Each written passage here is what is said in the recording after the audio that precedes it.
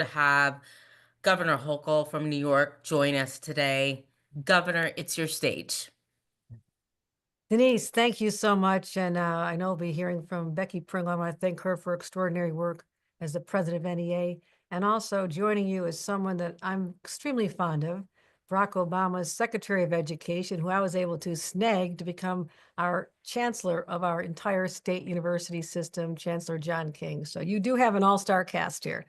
But I think about casts and performances. Think about the fact that Donald Trump could have picked anybody he wanted to be the Secretary of Education. A lot of talented people out there who are dedicated to our children. Now, who did he pick?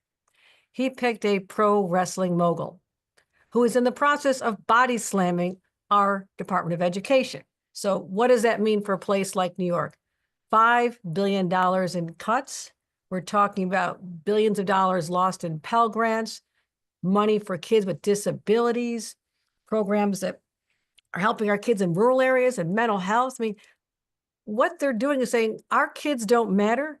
What's more important is that we slash for the sake of slashing and also be able to fund tax breaks for millionaires and billionaires. So instead of supporting a math class, they're supporting tax breaks for the buddies at Mar-a-Lago. So that's the reality we're dealing with here in New York. And I have to give some news to everybody. And this is a message from all the governors. We're not going to be able to backfill losses like this scale, $5 billion. So the children are going to suffer.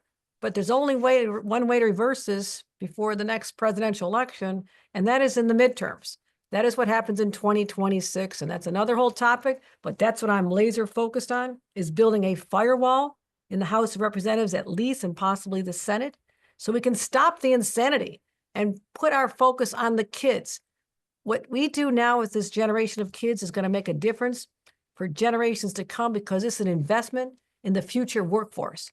And we are in global competition with other countries. And if we stop these investments now, then we're basically saying we give up. We're not even going to compete. I'm not going to stand for that here in the state of New York. So as always, I'm calling on teachers and advocates and parents and students. Use your voices and stand up and scream from the mountaintops. This must stop. And I want to shame them into everything they're contemplating and doing and saying, don't do this to our kids. I'm New York's first mom governor. So anything that happens to our children is personal to me. So that's my message from New York. Governor, thank you so much. Thank you for leading the way for New York's children and also this country. We need more of that. Thank you so much. Thank you. Look, folks, there is strong and widespread opposition to dismantling the Department of Education. We are talking to teachers, families, students, superintendents of schools, college leaders, policymakers. You're going to hear from many of them on this call, underscoring the urgency and the depth of concern. This dismantling of the Department of Education is not what families want. They've made their voices heard.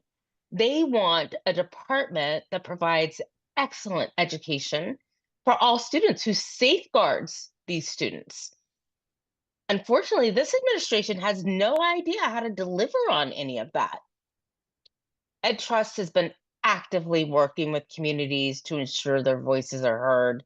We have engaged directly with the most impacted, amplifying their concerns, lifting up their concerns, and pushing for policies that center opportunity and access for all students, and especially those traditionally underserved.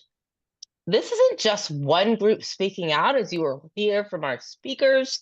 It is a collective moment demanding change. This broad coalition tells us we believe in public education. We believe in a federal role that protects students, and action is necessary. I'm so glad to have my friend and amazing leader, John King, former Secretary of Education, current Chancellor of the State University of New York. John, welcome. Thanks so much, Denise, and really appreciate your leadership and Governor Hochul's leadership. It's heartbreaking to be in a conversation about the dismantling of the education department. We should be talking about national leadership on improving educational outcomes. How do we close the gaps in performance, particularly for our lowest income students, for our students with disabilities? We should be talking about how do we help more students graduate from college and go on to successful careers in the jobs that we need to fill in this 21st century economy. But instead, we're talking about the Trump administration's misguided plans to end the Department of Education. The stakes are very high. The governor talked about it. If you eliminate the Title I program, you're talking about taking billions of dollars from the schools that serve low-income students. That will mean teacher layoffs. That will mean larger class sizes. That will mean fewer after-school and enrichment programs, fewer AP classes, fewer opportunities for kids. If you take away the Individuals with Disabilities Education Act funding that the department delivers to schools, you're talking about longer waits for families to get speech language services, to get students who are struggling to read the help they need to succeed. If you take away the Pell Grant program, you're talking about denying the American dream to countless students who depend on that program to access higher education. This is exactly the wrong direction for the country. The history of the Education Department is as a civil rights agency, the place that ensures that students with disabilities get the services they need, that English learners get the help that they need, that women are protected against sexual assault and sexual harassment on campuses. That's where this happens, in the Office for Civil Rights at the department. Taking that away harms students and families. This is part of a broader attack on public education, on public institutions. And this is a moment where we need Congress to step up and stand up, and we need state and local leaders to make their voice heard in defense of public education. Thank you, Chancellor King. So appreciate that you've been here with us today. And also very excited to hear from one of my friends and colleagues, Becky Pringle, President of the National Education Association.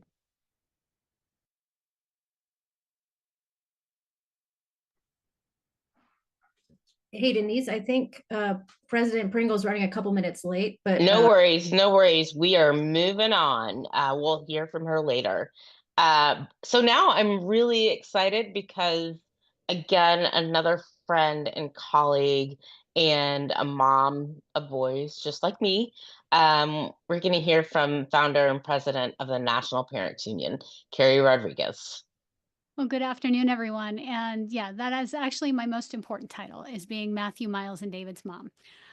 It's also my honor to be the president of the National Parents Union, which is an affiliated network of about 1,800 pockets of parent power in all 50 states, Washington, D.C., and Puerto Rico, representing about 2 million families across the country.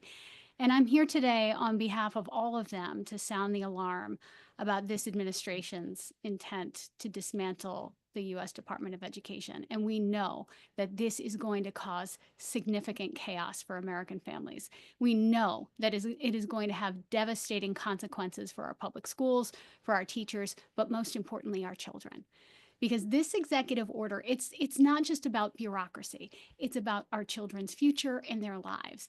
And if we don't stop it, families everywhere are going to directly feel the impact. Because let's be clear about what this means. The DOE, or ED, provides billions of dollars to our school every single year. Funding that ensures that our support staff, our special education services, our resources for struggling schools are there, and we can depend on them. This executive order would gut that funding. It would leave states and local districts scrambling to fill the gaps. And let's be honest about that, especially in our red states, many of them will not be able to. We're going to witness massive layoffs of teachers and support staff, larger class sizes, school closures. It's going to force kids to travel longer distances to get an education. And the loss of funding for special education programs for kids like mine will be absolutely catastrophic. Let's be transparent about this. Pushing education down to the states doesn't work. We've done this before. And in fact, dismantling the U.S. Department of Education, we tried it before under the Reagan administration, and it was a mess, and Ronald Reagan had to walk it back. But we need to remember what education was like before we had a U.S. Department of Education. There is a reason why we created this agency, Because 50 or 60 years ago, you had children who were blind, who were deaf, who had Down syndrome, who were denied access to classrooms. We had children with autism who weren't sent to classrooms, they were sent to institutions. We did that. And parents were forced to seek relief from the federal government through lawsuits. Parents were forced to sue for access and had to be walked into classrooms. Our children had to be walked into classrooms by federal marshals because states were not making the right decisions. There is a reason why we had to create the U.S. Department of Education to make sure our kids had equitable access to education. Because before this agency's creation, parents were left to our own devices, and too many of us don't have those resources. This is a direct attack on our school's ability to function. And who is going to pay that price? It's our children, it's families, it's millions of families who are already under attack by this administration, who are worried about the chaos every single day that we are feeling from these nonstop executive orders. So I urge every parent, every educator, every community member to stand up and fight back. This is not about politics. This is about ensuring that every single child, no matter their zip code, no matter their income level, no matter their ability, has access to education and a quality one. Dissolving the U.S. Department of Education is going to be a bureaucratic nightmare for parents. And we've got to demand that Congress stand up and take action to protect our schools. We have to make sure that our voices are heard today and every day. The future of public education and the future of our children depends on it. Carrie, thank you so much. And thank you for just sort of centering us on why this matters, our students and our families. We will now hear from Dr. Winnie Williams Hall, a teacher with Educators for Excellence, who will tell us about some of the direct impact of this decision on students. Dr. Hall? Thank you. Thank you so much. Good afternoon, everyone. So my name is Dr. Winnie Williams Hall, and I teach in the elementary setting as a special education teacher for Chicago Public Schools. I'm also a member of Educators for Excellence, and I'm here representing 40,000 members nationwide who advocate for teachers to have a leading voice in policies that directly impact our classrooms. I'm here today because I, like thousands of educators across the country, am outraged by this administration's reckless plans to eliminate the U.S. Department of Education. Confirming Linda McMahon to lead the department with the knowledge that she would agree to eliminate it, it actually shows how little our leaders care about our nation's kids. As educators, we see firsthand the critical role that the department plays. We understand that it strives hard to ensure that every child, especially children with disabilities, English language learners, and students from marginalized communities, has access to a high-quality education. Eliminating the Department of Education is not just irresponsible, it is a direct attack on students, schools, and the future of education in America. And it will make it harder for students to succeed, not just in school, but in life. A well-educated population is essential for a country's social and economic well-being. This administration has professed to want to make America great again, but this move, like many others it has made, does not support that goal. It, in fact, does the opposite. As a special educator, I am intimately familiar with the ways that the department's funding, guidance, and oversight support my students. In Chicago in particular, we already feel the impact of budgets that don't meet our needs. Reduced special education federal funding would mean the loss of paraprofessionals. It would mean schools sharing social workers instead of having their own social worker assigned to that school. It would mean the lack of one-on-one support, failing grades, lower self-esteem, and students basically feeling like they're lost in a crowd. These students already suffer the cost of an inequitable education system. Eliminating the department will make this even more true, and it means moving backwards instead of forward. The consequences will be felt by students who can least afford it. E4E's 2025 National Teacher Survey shows that teachers resoundingly reject President Trump's educational policies. So instead of dismantling the department, educators are calling for real solutions that support and not sabotage our schools. Fully funded public schools, safe and inclusive classrooms, and a curriculum that reflects the truth. Listen, there's no system in place today that's without flaws. We understand that. And I agree that change is needed. So, as educators, we're calling on Congress to oppose any attempt to dismantle the department and instead commit to reimagining public education. We refuse to stand by while our students' futures are put at risk. The stakes are too high to be silent. Our students are counting on us, and we will not back down. Thank you. Thank you, Dr. Williams Hall. And I'm so glad that you brought up the fact that we are not about the status quo, right? We know that there are areas of improvement that we need to tackle. We are not about the status quo, but we do believe in reimagining public education. Thank you so much for that. Now we are going to hear from Renee Seckel from Red Wine and Blue. She's going to provide us additional thoughts from the parent perspective. Renee? Thank you, Denise. Hi, my name is Renee Seckel, and I'm the Deputy Director of Distributed Organizing at Red Wine and Blue. But more importantly, I'm the mother of 2 public school students in Wake County, North Carolina, as well as one very recent grad. Since 2011, all 3 of my kids have enjoyed the solid grounding and the stability that our public schools provide. I stand in awe of the teachers and administrators who make miracles for our children every day, even as they're constantly asked to do more with less.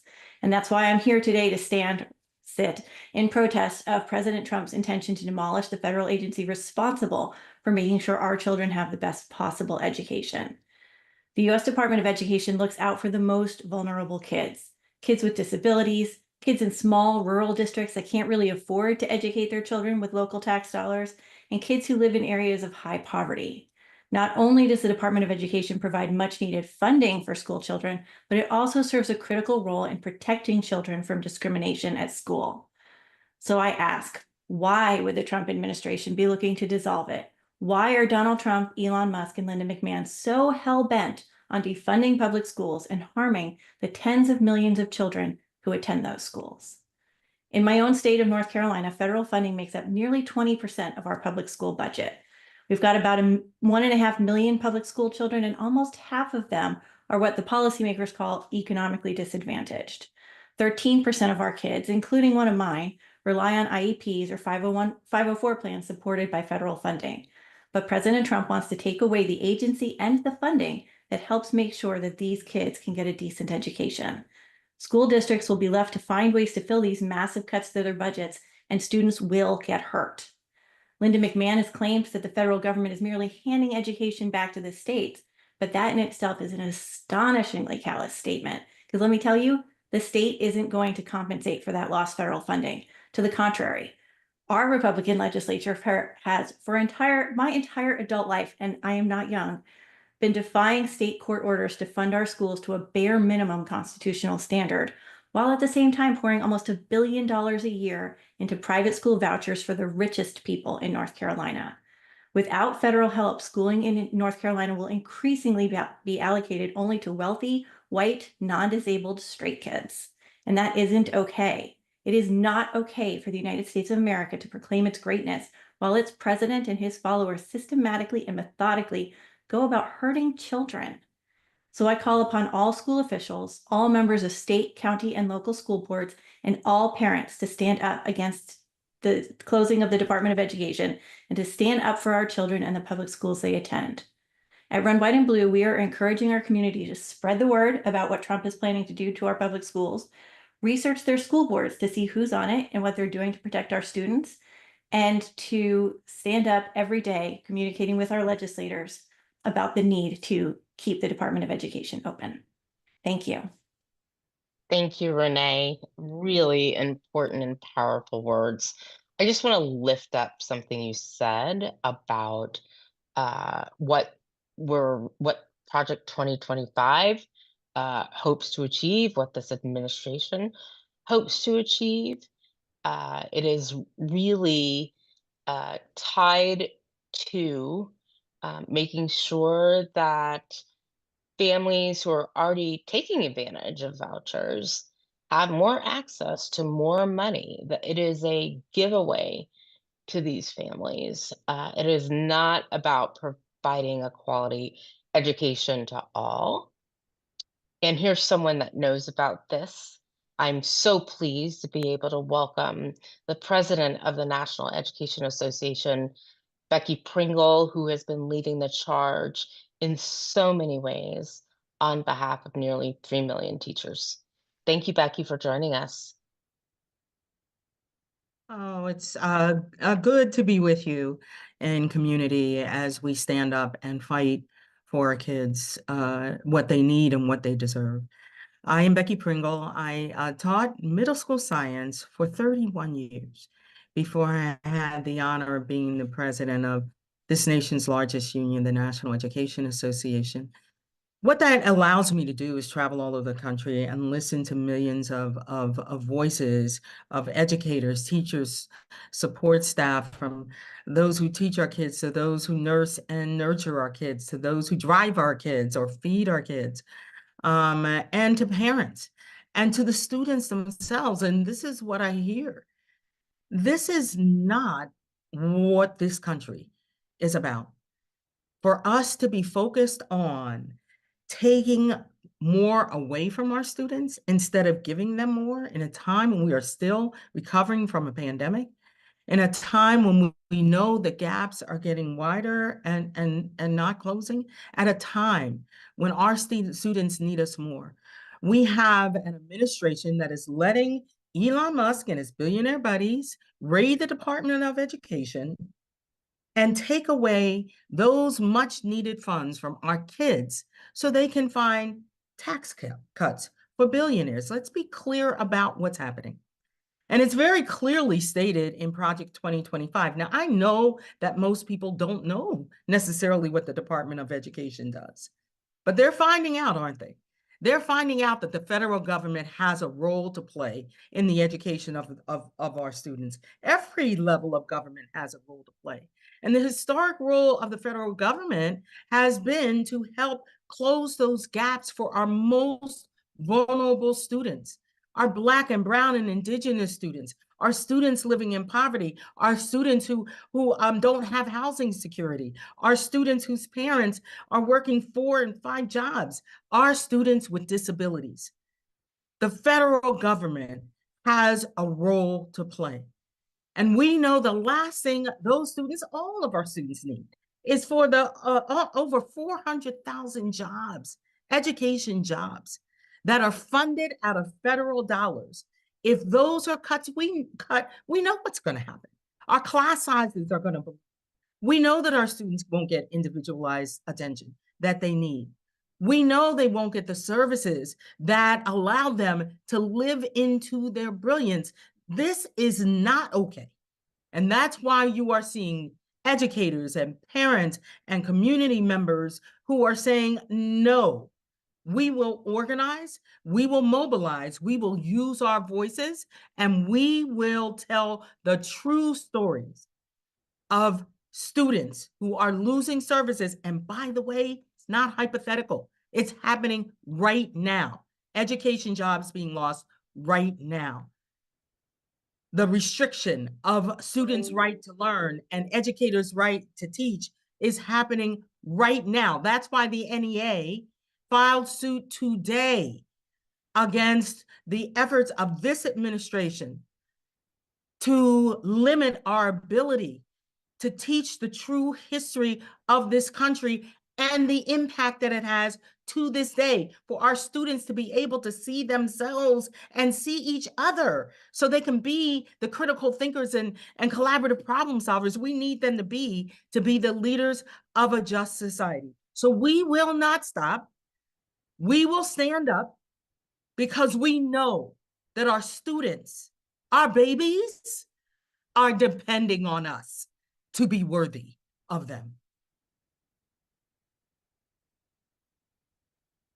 Becky, so powerful. Thank you. Thank you so much. for joining us. And thank you, everybody who's on this call today.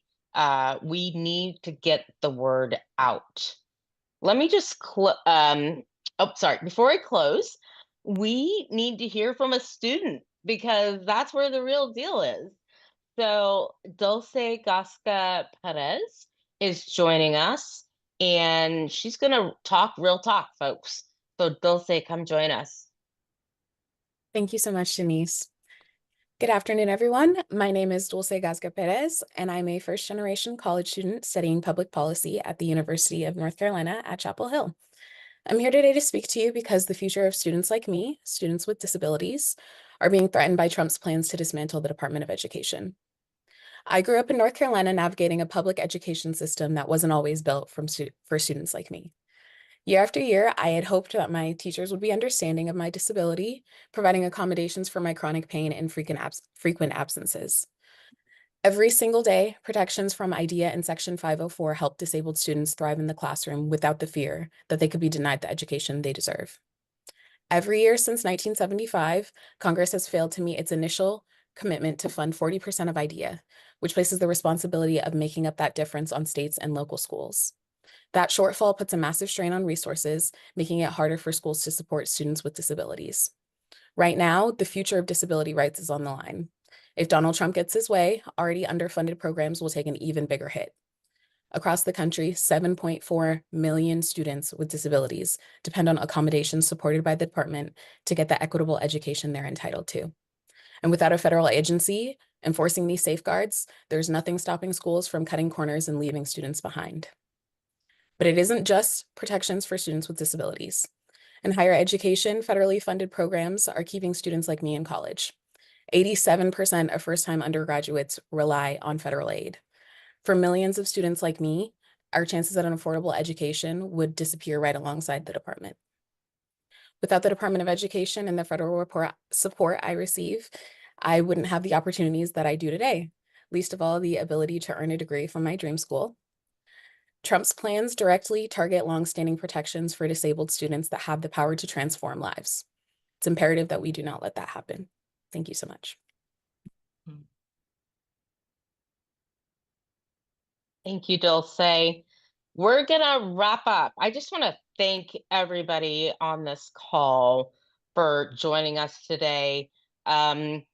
We scheduled this on the off chance that the EO to dismantle education would be released today. It hasn't, but that doesn't mean it's not going to come. Let's be real about that. This is their intention. This is what they've said. They do not believe in the students and families that have benefited from public education.